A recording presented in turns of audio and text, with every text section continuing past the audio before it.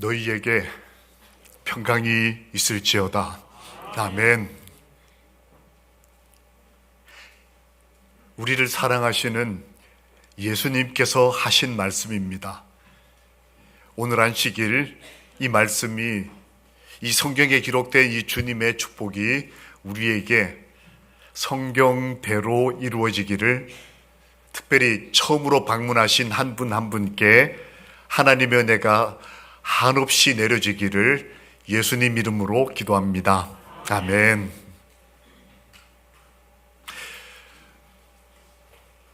다시 한번 인사를 드립니다.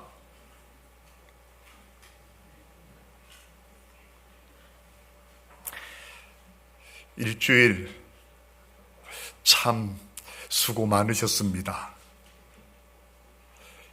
살아내시고 삶을 잘 견디시고 때론 승리하시고 때론 우리가 죄인이라 실패하셨지만 그럼에도 주의 전을 찾으신 한 분 한 분 고개 숙여 감사 인사를 드리고, 저희를 구원하실 주님이 저희를 기억해 주시기를 이 안식일 예수님 이름으로 다시 한번 기도합니다. 아멘. 어떤 관계가 있을지 한번 맞춰보시겠습니까? 우리 삶에 여러 국면을 경험할 때마다 우리가 기억하는 것들이 있습니다. 누굴까요? 잘 보이십니까? 저 사람이 누굴까 싶죠? 더 적극적인 힌트. 내일 결혼하는 한규석 장로님의 아들과 며느리입니다. 우리 삶에서 여러 가지 기쁨과 감사가 있을 때에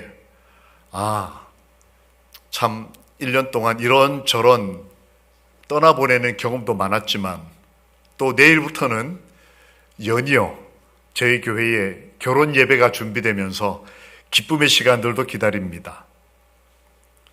그러면 11월 5일은 무슨 날인지 아시겠습니까? 10월 22일이 이 집안 결혼식이다. 그러면 11월 5일은 무슨 날일까요? 저희 교회 대청소 날입니다. 요한복음에 보면 두 사건이 연이어 기록되어 있습니다. 하나는 결혼잔치였고, 바로 이어지는 사건은 교회가 정결케 되는 사건이었습니다. 저희가 10월 22일 내일부터 결혼식이 매주마다 있으면서 함께 기쁨으로 혼인잔치를 벌리지만, 며칠 상간에 11월 5일 날 대전도회를 앞두고 교회가 청소도 하게 됩니다. 성경에도 보니까 여러분 아시는 대로 요한복음은 시간 순서대로 기록된 이 책입니다. 요한복음 2장 한 장 안에 결혼 예배와 성전 정결이라는 아주 중요한 두 사건이 함께 연이어 기록이 되어 있습니다. 사흘째 되던 날 갈릴리 가나에서 혼례가 있어 예수의 어머니도 거기 계시고 예수와 그 제자들도 혼례에 청함을 받았더니, 여러분 아시는 대로 이 가나의 결혼잔치는 예수님께서 참석하신 결혼식이었습니다. 이 그림이 어디 걸렸는지 아십니까? 그 유명한 프랑스 루브르 박물관에서 가장 큰 그림이 이 그림이에요. 한 벽면 전체가 이 그림입니다. 전 세계의 많은 예술 작품들, 그 역사적 가치 있는 고대 유물들, 값으로 계산할 수 없는 여러 가지 것들 중에 가장 큰 그림. 그 수많은 사람이 저 앞에서 사진을 찍었고, 의미 있는 사진으로. 근데 이 사건, 이 가나의 결혼식은 여러분 아시는 대로 예수님이 처음으로 기적, 표적을 베푸신 사건이었습니다. 결혼잔치에 주요한 음식이 떨어졌을 때 예수님께서 하나님의 아들로서 아직 때가 이르지 않으셨지만 그 주변 사람들의 믿음, 특별히 어머니의 믿음에 이렇게 반응하시면서 이 포도즙, 아주 좋은 음료를 모든 결혼식 하객들에게 베푸시면서 첫 표적을 베푸신 사건. 이 사건 후에 바로 이어서 기록된 사건이 바로 성전을 깨끗게 하시는 예수님의 하루, 대청소하시는, 유대인의 유월절이 가까운지라 예수께서 예루살렘으로 올라가셨더니 성전 안에서 비둘기 파는 사람들에게 이르시되 이것을 여기서 가져가라. 그리고는 성전에 시끄러웠던 것들을 다 정리하시는, 첫 성전을 깨끗게 하시는 사건이 바로 요한복음 결혼식과 이어서 기록이 되어 있습니다. 마치 우리가 내일 결혼식하고 조금 있다 대청소하는 것처럼 예수님도 그런 시간을 보내셨다라고 하는 겁니다. 이 성전 정결 사건은 굉장히 의미 있는 사건이었습니다. 예수님이 자신이 누구인지, 왜 여기 왔는지, 그리고 내가 이 성전을 홀라, 내가 이 성전을 3일 만에 다시 세우겠다. 즉 예수님의 십자가 사건, 예수님이 이 땅에 오신 이유를 설명하는 굉장히 중요한 성전 정결 사건이었습니다. 그런데 요한은 이 두 사건을 이 단어로 연결합니다. 처음 가나의 혼인잔치 때 이 이적은 예수님이 처음으로 하신 표적이었다라고 기록이 되어 있어요. 그 밑에 번역본을 보면 이 원어를 번역할 때 이적, 기적으로 번역할 수 있는 이 표적이라는 단어가 이 혼인잔치에 등장하는데 성전을 정결케 할 때도 표적이라는 단어가 등장합니다.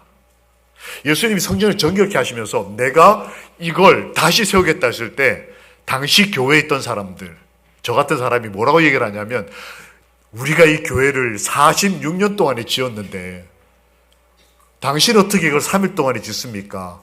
그렇게 할 수 있는 뭘 보여달라? 표적을 보여달라라고 말합니다. 이 왜 그랬을까요? 바로 얼마 전에 예수님이 표적을 행하신 소문이 퍼지면서 많은 사람이 예수님을 믿었더라. 이 소문이 아마 이 목사님에게도 전달이 됐나 봐요. 그래서 이 목사님은 그 교회 처음 온 청년 예수, 낯선 이 사람이 갑자기 교회를 막 청소하고 깨끗게 하고 하니까 너가 오늘 교회 온 이유가 뭐냐? 너가 그리스도인인 표적을 나한테 증거해보라 라고 요청을 했어요. 어디서 너가 저쪽 동네에 살 때 표적을 행했다는 소문을 들었는데, 즉 이 표적이라는 단어로 이 사건이 연결되는 것처럼 보입니다. 그래서 많은 사람이 예수님의 표적에 주의를 집중해요. 내 문제를 해결해 주십시오. 하나님, 기적을 일으켜 주십시오. 하나님, 교회를 청소하는 것과 결혼 예배가 무슨 관계가 있겠습니까? 그런데 사람들은 그 예수님이 일으킨 기적, 나에게 베푸신 은혜, 이런 것들로 자기 삶을 이해하는 거예요. 내가 좋아하는 거, 내 방식으로 하나님이 이렇게 보이기 시작한 것이 성경에도 여실히 드러나는 장면이 이 장면입니다. 그런데 이 두 사건을 마무리 지으면서 요한이 그 요한복음 2장 뒷부분에다 이렇게 썼습니다. 6월절에 예수께서 예루살렘에 계시니 많은 사람이 그의 행하시는 표적을 보고 그의 이름을 믿었으나, 보통 사람은 예수님이 바다를 갈랐다더라, 교회가 건축이 되었다더라, 내 병이 나았다더라, 이런 누가 어떻게 됐다더라 라고 하는 것을 보고 예수님을 믿을까 말까 결정을 했다는 거예요. 그런데 예수님은 그의 몸을 그렇게 믿는 사람들에게 의탁하지 아니하시고, 즉 그렇게 사는 게 나에게 힘이 된다라고 예수님 인정하지 않으셨다는 거예요. 그 다음 뭐라고 되어 있냐면, 이는 친히 모든 사람을 아심이요, 이는 그가 친히 사람의 속에 있는 것을 아셨음이니라. 즉, 이 결혼 예배와 대청소 두 사건을 사람은 표적이라는 단어로 링크를 시켰습니다. 연결을 시켰어요. 사람은 그걸 보고 믿었으나 예수님은 그런 믿음에다 자기를 의지하지 않으셨다. 그리고 뭘 보이셨냐면, 나는 안다라고 하는 것에다가 포인트를 맞추셨어요. 아심. 우리 속에 있는 것을 아셨느니라. 이게 뭘 의미하는 걸까요? 이거의 뜻, 이 안다라고 하는 뜻의 원어, 이 성경이 처음 쓰여진 말의 뜻은 알다, 지각하다, 깨닫고 느낀다. 그런데 더 깊은 뜻은 인격적으로 안다. 주님이 안다라고 말을 하실 때는 그냥 배워서 아는 게 아니고 인격적으로 경험해서 친밀하게 안다는 뜻이에요. 예수님은 여러분과 저를 안다라고 말씀하실 때는 김정곤 너 뭐 나이가 몇 살이고 어느 교회 담임 목사고 밥 한 번 먹어보지 않고도 저를 알 수 있습니다. 저 우리나라 대통령 줄줄이 이름을 깨울 수 있습니다. 그분들하고 한 번도 만난 적 없어도 그를 알아요. 그런데 예수님은 우리를 아실 때 그런 식으로 아신 게 아니고 우리의 뭐까지, 속에 있는 깊은 것까지 이해하시면서 친밀하게 인격적으로 아신다. 즉, 이 결혼 예배와 성전 정결을 통해 우리에게 십자가 사건을 통해 우리가 교회에서 예배 드리는 게 얼마나 중요한지를 보여주시려는 주님의 진짜 마음이 뭐였느냐? 오늘의 설교 제목, 공감입니다. 공감. 이 공감이라는 말 굉장히 중요한 이 시대의 화두가 됐습니다. 이 말은 19세기 초에 이르러서 학자들에게서 처음 쓰여지기 시작했어요. 그 전까지는 요즘에 우리가 공감의 시대, 공감해요, 별별 공감이란 말을 다 쓰지만 공감의 배반이라는 책까지 나왔습니다. 수많은 공감에 대한 언급들이 있지만 실제로 이 공감이라는 개념을 우리 인간이 정립한 이 인문학적 시작이 1909년부터 시작을 합니다. 어떤 학자는 그렇게 얘기를 해요. 그런데 예수님은 이 우리 시대에 가장 중요한 이 정서적 유대감, 이 공감이라는 단어 자체를 모르던 2000년 전에 우리에게 오셔서 공감하시는 하나님으로 나타나십니다. 여러분, 예수님의 첫 기적이 왜 결혼식이었을까요? 혹시 그렇게 질문 안 해보셨습니까?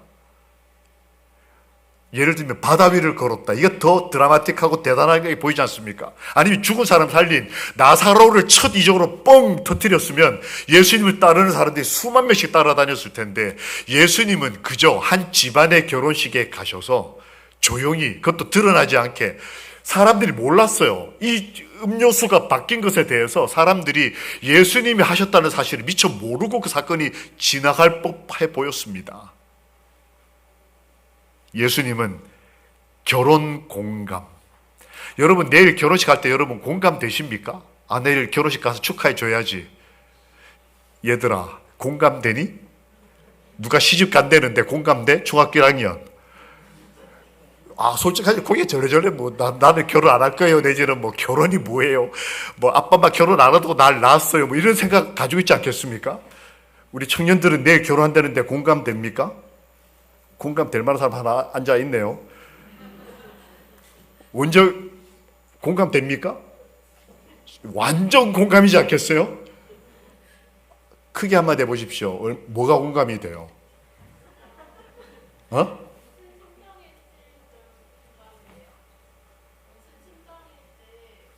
야, 무슨 심정일지 공감이 된답니다. 왜 그럴까요? 저분이 왜 저렇게 격하게 공감을 할까요? 그 옆에는 아무 생각 없어요. 지금 이렇게 앉아있는 여청년들이 그냥 멀뚱멀뚱 저를 많이 웃으면서 쳐다보고 있는데 한 분은 아주 그 심정이 어떨지. 결혼해본 분들은 결혼이 공감이 될 겁니다. 내일이 무슨 날이. 결혼 시켜보신 분은 오늘 아침에 최훈 장로님 어디 계십니까? 저한테 이거 주시면서 뭘까요 이거? 돈도 한 10,000원 넣으셨나 모르겠어요. 청첩장을 주시면서 진짜 하나 보내기 너무 힘들다. 셋 보낸 박남주 장로님 도대체 어떻게 보내는지 모르겠다. 집안에 기둥 3개를 뽑아갔대요. 박남주 장로님인데. 그래서 기둥 하나만 남았답니다. 세 딸이 하나씩 다 뽑아가지고 가서. 예수님이 왜 첫 기적을 결혼식에서 베푸셨을까요? 예수님이 사람을 창조하시고 난 다음에 제일 먼저 하신 일이 뭡니까? 결혼 공감. 야, 난 너희들이 정말 행복했으면 좋겠다. 이러므로 남자가 부모를 떠나 그의 아내와 합하여 둘이 한 몸을 이루겠다라고 하신 이 결혼에 대한 주님의 축복.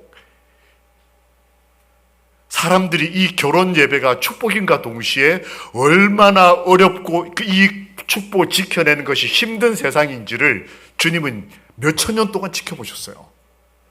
가정들이 얼마나 힘든지, 자녀들을 낳고 양육하고 결혼시키는 게 이게 어떤 기적인지.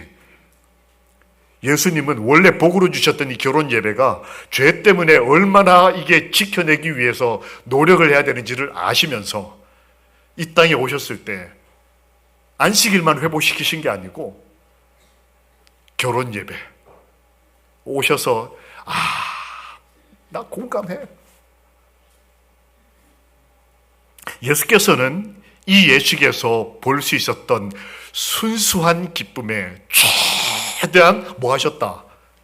공감하셨다. 저는 이거를 읽고 마음이 충분히 이해가 됐어요. 저 내일 가면 저도 엄청 공감할 겁니다.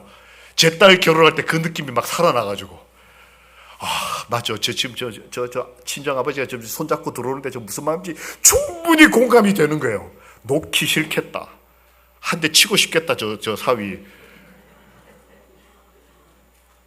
예수님이 그러셨다는 거예요. 예수님이 이 땅에 오셨을 때에 그 결혼 예배 참석하셔가지고 하신 게 기적 일으키는 게 우리는 눈에 먼저 보였어요. 근데 어떤 그리스도인은 예수님이 그 결혼식에서 뭘 하고 계셨다? 공감하고 계셨다. 맞아. 이 기쁨을 내가 너희들에게 주고 싶었어. 내가 처음 결혼 예배를 할 때 내가 이런 마음이었어. 아버지 마음이 이런 거야. 예수님은 인간이 공감이라는 개념, 이 상담학적 단어를 만들어내기 2000년 전에 우리에게 오셔서 내가 다 안다. 공감하고 계셨어요. 그분은 결혼식만 공감하시는 게 아니라 우리의 필요와 연약함과 실패를 공감하고자 하셨다. 하나님의 아들이 왜 여기까지 오셨는지에 대한 이유입니다. 저는 이 그리스도인의 글에 적극적으로 동의합니다. 주님이 이 땅에 오시고 우리를 구원하시기 위해서 맞습니다. 근데 어떤 사람이 공감을 못해요. 지금 저 밖에 있는 분들. 예수님이 날 왜 구원해줘? 내게 구원이 뭐가 필요해? 공감이 안 되는 거예요. 예수님이 저 하늘에서 만약에 내가 너 구원해 줄 테니까 우리가 공감이 됐겠습니까? 아픈 게 뭔지도 모르는 분, 죽음이 뭔지도 모르는 분, 결혼이 뭔지도 모르는 분이 우리를 사랑하신다는 게 공감이 됐겠어요? 그런데 그분이 이 땅에 오셔서 기쁨이 뭔지도 공감하시고 아픔이 뭔지도 아시고 외로움이 뭔지도 아시고 밤새 혼자 있는다는 게 뭘 뜻하는지도 아시고 먹을 게 없다는 게 뭔지도 아시고 그분은 기쁨과 감사와 성공에 대한 공감도 가지고 계시지만 내가 다 이뤘다. 그 벅찬 환희도 공감하시지만 우리의 아주 작은 필요, 남한테 자존심 상에 티낼 수 없는 그 연약함, 그리고 덮어두고 싶은 우리 실패까지도 그 실패로 인한 우리의 그 떨림을 주님은 공감하고자 하셨다. 예수님의 다음 표적, 즉 성전 공감.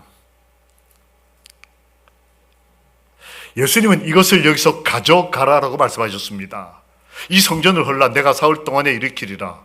예수는 성전된 자기 육체를 가리켜 말씀하신 것이라.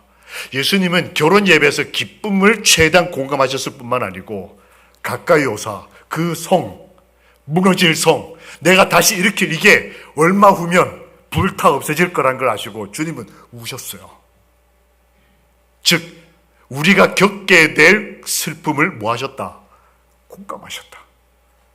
그래서 피리를 불면 박자를 맞춰 춤출 줄 알고 기뻐하는 자들과 함께 기뻐하고 우리 가운데 어떤 분들이 어렵고 힘든 일주일을 사셨다면 주님은 그 우리 모습을 보시고 함께 우시는 아버지, 울었다가 준비한 게 아니고 아버지 하나님은 나와 뭐 하시는 분이에요? 공감하시는 분. 내 속에 있는 것까지 아시는 분. 이걸 요즘 사회학자들이 이렇게 씁니다. 호모 엠파티쿠스라 그래요. 호모란 말은 인간을 뜻하고 엠파티쿠스가 뭐냐면 공감하는 인간. 이 시대의 인간은 공감할 줄 알아야 된다. 이게 지금 현대 그 심리학 상담학의 화두입니다. 그런데 이 학문이 만들어진 게 이제 기껏 20, 30년, 100여 년 역사인데 예수님은 2000년 전에 호모 엠파티쿠스였어요. 우리와 공감하시는 분. 와서 저 멀리 서가지고 야, 나 하나님이거든. 산까지 올라와 만나줄게. 이런 분이 아니셨다는 거예요. 우리 결혼식에는 찾아오셔서 함께 결혼식 참석해 주시고, 여러분 내일 우리 바자회 하지 않습니까? 일찍 오셔가지고 바자회에서 우리 청년들이 막 얼굴도 그려준대요. 캐리커처로. 여러분 그거 하나씩 나가서 그리려면은 엄청 비싼 거거든요. 오셔서 그림도 하나 이렇게 박으시고, 그 다음에 맛있는 것도 좀 드시고, 그 다음 9시 반 딱 되면 차 타시고 쭉 포천 가서 결혼 예배 참석해서 예수님처럼 공감하고 맛있는 거 드시고 다시 돌아와서 바자회 참석하시고. 아셨죠? 내일 9시까지 오셔서 바자회 하시고 9시 반 되면 차 타시고, 그 다음 포천 갔다 와서 예수님처럼 어제 설교처럼 나도 공감하고, 그 다음 갔다 와서 다시 우리 여러분들과 함께 공감하면서 떡볶이도 먹고 차도 마시고 건강 체크도 하시고, 여러분 혈관 나이까지 체크해 주신답니다. 얼마나 좋습니까? 우리 마석 성도님들은 호모 엠파티쿠스, 예수님처럼 공감할 줄 아는 그리스도인. 그런데 그때 당시 그리스도인들은 그러지 못했어요. 첫 번째, 공감 실패한 사람들, 제자들입니다. 왜 이럴까요? 예수님이 성전을 청소하시면서 내가 이거를 사흘 만에 다시 짓겠다 했을 때 제자들은 그게 십자가를 말하는 건지를 공감하지 못했습니다. 그래서 성경은 이렇게 돼 있어요. 예수님이 죽은 자 가운데서 살아나신 후에야 제자들이 이 말씀하신 것을 기억하고 성경과 예수께서 하신 말씀을 뭐 했더라? 믿었더라. 3년 후에나 공감이 됐어요. 공감 실패. 두 번째, 우리는 말씀을 들으면 공감을 잘하는 사람들일까요? 제자들은 오늘 들은 설교 3년 후에 아멘 됐다는 거예요. 두 번째, 공감 실패한 사람들은 당시 교회 안에 있던 사람들, 대표적으로 저 같은 죄인 목사들, 제사장들이었습니다. 이 사람들은 이 첫 성전 정결에서 이 사람이 이해를 못하니까 예수님이 성전 대청소를 한 번 더 하셨어요. 얼마 후에.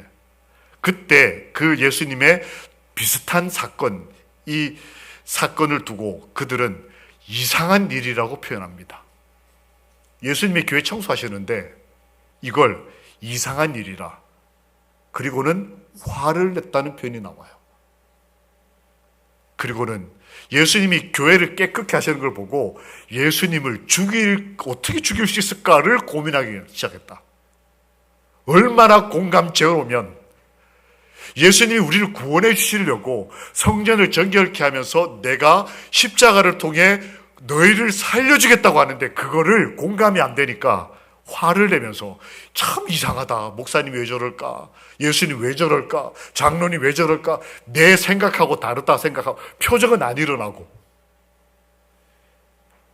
저 사람을 어떻게 교회에서 없앨까? 공감 제로. 하나님을 믿고 안식일을 지키고 구원받기를 바라지만 하나님의 마음도 이해하지 못하고 내 사랑하는 사람들의 마음도 이해하지 못하는, 실험한 영상을 하나 좀 보겠습니다. 우리가 얼마나 공감을 잘하는지 못하는지.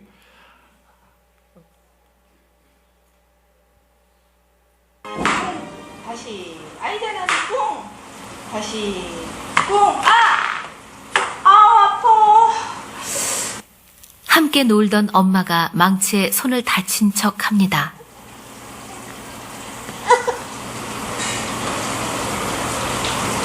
엄마 아픈. 아이는 엄마가 다친 게 마치 자기 잘못이기라도 한 것처럼 울먹이더니 싫어? 급기야 울음을 터뜨리고 맙니다.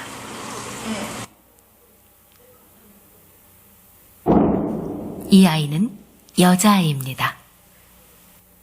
나 엄마 다쳤어.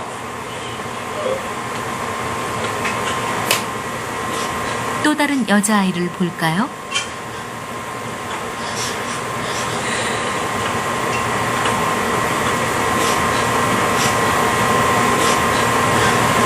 이 아이 역시 바로 반응이 나옵니다.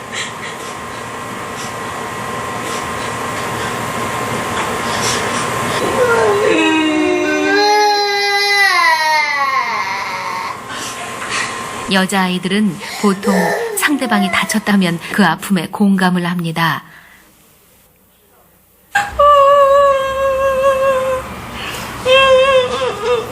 그럼 남자아이를 한번 볼까요?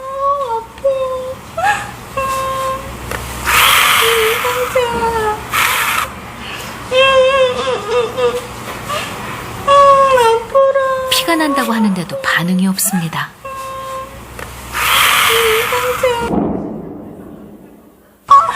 너무 아프다.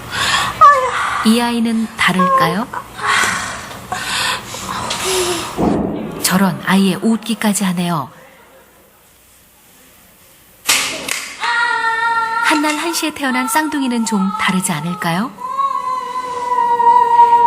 엄마 아야야 했어. 서준이 응원해주세요. 엄마 아야야 했어. 고. 서준이도 역시 반응이 없습니다. 여기 봐봐. 반면 서준이의 쌍둥이 서현이는 바로 이것이 남녀 차이의 핵심입니다. 남녀만의 차이일까요? 우리는 공감 능력이 어떨까요? 다행히 미국 시카고의 한 대학교가 공감 능력을 이렇게 체크를 했습니다. 해봤더니 우리나라는 몇 위쯤 될까요? 60개국이 넘는 나라를 10만 명이 넘는 사람들을 조사해서 이 사람이 공감 능력이 어느 정도 되는지를 쭉 조사를 했습니다. 저기 지도에 보시면 붉은색, 짙은 색이 공감 잘하는 나라들이에요. 그 옅은 나라들은 공감이 잘 안 되는 나라들. 딱 표가 납니까? 사회주의 국가와 아프리카 이런 데는 공감을 잘 못해요. 그런데 기독교 국가들 중심으로 자세히 살펴보면 공감 지수가 굉장히 높다는 게 발견이 됩니다. 우리나라는 공감 지수가 얼마나 될까요? 세계 5번째입니다. 우리나라 사람들은 의외로 공감을 잘한다 그래요. 성경에도 공감하는 사람들의 얘기가 나옵니다. 공감에 실패한 사람들도 있지만 그 성전을 정결케 할 때 이 사람들, 맹인과 저는 자들이 성전에서 예수께 나오매 라는 표현과 두 번째는 소리질러 호산나 다윗의 자손이여 하는 어린이들, 이게 왜 공감하는 증거일까요? 예수님께서 소 파는 사람들, 돈 바꾸는 사람, 비둘기 파는 사람 다 내쫓았습니다. 근데 비둘기 파는 사람이 왜 포인트였냐면, 비둘기는 예배 드리는 사람 중에 가장 가난한 사람들이 예배를 드릴 수 있는 방식이에요. 교회 올 때 돈이 없으면 소, 양 이런 걸 하나님께 못 드리는 사람들은 가장 싼 재물이 비둘기나 참새였습니다. 그런데 예수님이 비둘기 파는 사람을 내쫓았어요. 즉 가난한 사람이 하나님께 예배 드리는 그 방식을 예수님이 거절하는 것처럼 보였습니다. 그래서 화들짝 했을 거예요, 사람들이. 예수님이 이거 저기 가난한 사람들을 이해 못하냐? 아니 또 다 반대로 말하면 부자들 이해 못하시나? 소 같은 것도 다 내쫓았으니까.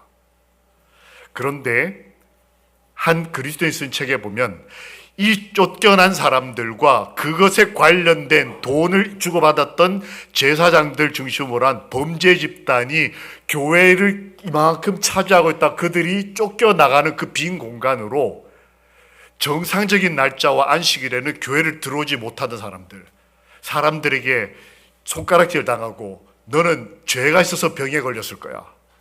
이렇게 비난해서 그 비난과 이 말들이 상처가 됐던 성전 밖을 떠돌던 맹인들. 여러분, 바디메오가 어디 있었습니까? 길가에 앉아 있었어요. 교회까지 못 오고 길가에서 사람 지나다닐 때 겨우 구걸하고 살았습니다.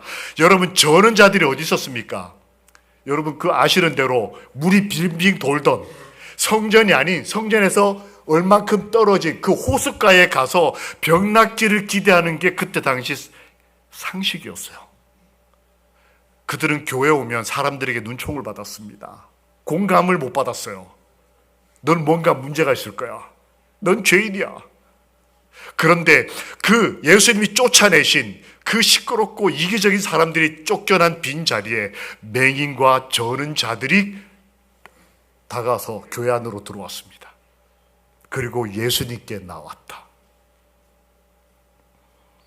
그들은 예수님이 자신을 치료하실 분, 나를 사랑하시는 분, 나를 이해하시는 분, 내 과거가, 난 지금 질병이 있지만 이 과거의 죄 때문에 질병이 걸린 게 아니라는 것을 믿어주시는 분.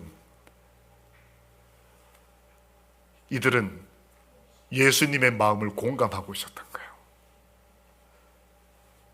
그리고 제자들조차도 어린이들을 배제했습니다. 예수님에게 나오는 것을 막았어요. 그런데 이 아이들이 그 빈자리를 채우면서 호산나 다윗의 자손이요, 예수를 이상한 일이라고 쳐다보며 공감하지 못하는 사람들이 예수를 죽이려고 하는 그때에 어린 아이들이 예수님을 향해서 찬양을 부르는 것입니다. 여러분, 청년들이 앞자리로 이동을 하고 우리 학생들이 중앙 자리로 이동하고 이제는 3040 젊은 이들이 이 앞자리로 나오기 시작했습니다. 우리 교회 앞자리들을 이 어린 아이들, 하나님을 찬양하는 청년들로 채워가 나가시는 여호와를 이 아침 찬양합니다. 우리 아이들과 공감해 주시는 아버지, 아이들의 찬양하고 싶은 그 마음을 이해하시는 아버지. 어른들은 너희들 시끄러워 나가서 졸고 뭐 컴퓨터가 이 휴대폰 장난쳐, 너 예배드릴 태도 안 돼서 나가, 이러지 않고 그들이 빈자리를 채우는, 그런데 이들의 모습이 알고 보니까 예수님과 공감하고 있던 사람들이라는 거예요. 그런데 이들이 나왔을 때 예수님은 어떻게 반응했을까요? 예수께서 이르시되, 마태복음 21장 15절, 예수께서 이르시되 그렇다. 이들 맹인과 저는 자들, 이들을 치료하시고 어린아이들이 찬양 부르는 것, 이걸 보시면서 예수님께서 말씀하셨습니다. 그렇다. 구약 성경에 어린아이들의 찬양이 완전케 되물러가 들어보지 못했느냐. 성경을 인용하시면서 그 앞에 그렇다 이 말을 원어로 보면 확실히 yes, 나는 이들의 앞으로 나옴을 동의합니다. 아멘, 진실로. 이 말이 무슨 말이냐면, 나는 이 앞을 보지 못하는 사람의 마음을 공감한다. 그렇다. 나는 이 저는 자가 사람들을 뚫고 하나님 앞으로 나온 오늘 안식일 이 교회에 나온 그분, 여러분 한 분 한 분, 나는 너의 인생을 안다. 속속들이 안다. 친히 안다. 이렇게 말씀하시는 거예요. 그러면서 말씀하시기를 아멘 아멘 하시던, 진실로 진실로라고 말씀하시던 이분이 말씀하시기를 그렇다. 그들의 삶을 공감하시고 동의해 주셨습니다. 주님께서는 저들의 관심과 행복을 공감하신다는 것을 저희로 완전히 느낄 수 있도록 가르치셨다. 오늘의 말씀, 한 그리스도인이 표현하기를 이렇게 썼습니다. 하늘과 땅의 완전한 공감. 예수님이 하신 일이라는 거예요. 하나님 아버지의 마음과 우리 죄인의 마음, 저의 마음, 우리의 마음을 이해하시고 공감하시는 그분이 십자가로 이으신 것이 하늘과 땅의 완전한 공감. 그것이 사랑일 수도 있고 희망일 수도 있고 믿음일 수도 있고, 예수님은 심령을 울리시는 이 땅의 삶을 사시면서 뭘 하셨냐면 우리들의 공감을 일깨우셨다. 우리의 공감 능력이 사라진 걸 예수님이 이 땅에 오셔가지고 십자가에서 그게 끝이 아니고 그 삶이 우리에게 하신 게 뭐냐? 우리로 하여금 이웃을 사랑하는 마음, 공감을 일깨워내시고 하나님을 믿는 마음, 잃어버렸던, 안 믿어졌던 그 마음을 일깨워내시는 것. 아버지의 마음을 공감하고 이웃의 마음을 공감하는 것. 아까 안식일 아침에 엘샤다이가 찬양할 때 제가 뒤에서 보니까 한 여집사님이 계속 눈물을 훔치셨어요. 그 찬미 하나하나가 공감이 되는 겁니다. 제가 그 뒷모습을 보면서 하나님이 지금 공감들을 뭐하고 계신다. 이렇게 일깨우고 계시는구나. 우리가 하나님의 마음을 이해하고 우리 서로 사랑할 수 있도록 우리 마음을 공감하시며 우리의 공감 능력을 일깨워 주시는 여호와를 이 안식일에 다 함께 찬양합시다. 아멘. 여러분 일꽃 보셨습니까? 한때 저희 화단에 잡초들이 너무 많아가지고 어떡하나 했는데 소그룹별로 관리하기 시작하면서 아주 화단들이 잘 정비가 되고 깨끗해졌죠. 이게 어느 소그룹 화단에 핀 꽃인지 아십니까? 보셨나요? 한 행인이 지나가시다가 저 꽃을 어떻게 보셨는지 저희 교회 앞마당으로 들어오셨습니다. 그리고 저 꽃 앞에서 한참 서 계셨어요. 제가 일 있어 나가다가 그 장면을 보고 쫓아가서 본 그리고 찍은 사진입니다. 한 소그룹이 잡초만 뽑지 않고 예쁜 꽃 하나를 피우셨어요. 고맙습니다. 그리스도인의 삶은 모방이 아니라 공감하는 삶이다. 예배를 모방하고 예수님을 모방하는 것이 아니라 우리는 공감하는, 하나님 아버지의 마음을 공감하고 내 가족, 내 이웃, 가련한 사람의 마음을 공감하는 것. 예수는, 함께 읽겠습니다. 시작. 예수는 친히 모든 사람을 아시며 그가 친히 사람의 속에 있는 것을 아셨음이니라. 예수님께서는 우리들을 개인적으로 아시며 우리의 연약함에 공감하신다는 것을 기억하라. 이 아침 주님이 우리를 개인적으로 아시며 그리고 우리의 연약함을 공감해 주시는 아버지라는 것. 그 좋으신 하나님을 기억하는, 안식일의 주인 되시는 그분을 사랑하는 우리 재림교인 마석 하늘 가족들이 되시기를, 우리를 지지하시고 공감하시며 우리와 함께 인생을 살아가시는 예수 그리스도의 이름으로 기도합니다. 아멘. 우리 다 함께 일어나셔서 그 아버지 마음을 공감하며 찬양하겠습니다.